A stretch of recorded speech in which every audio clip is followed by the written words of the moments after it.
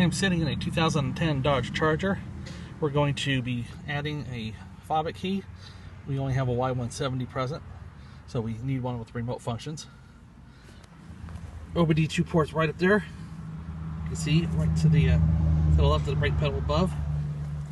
So let's pull the pin and program, or we're going to see if we can just bypass the pin.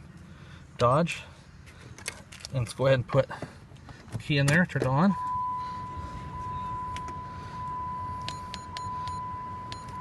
Charger, key coding, 2010. We should be able to do the Fobik System 1 and just go directly into program key.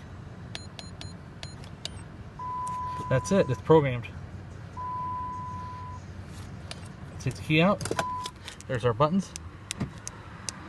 Locks and unlocks just fine. Stick it in, turn it on. Starts up and we're done.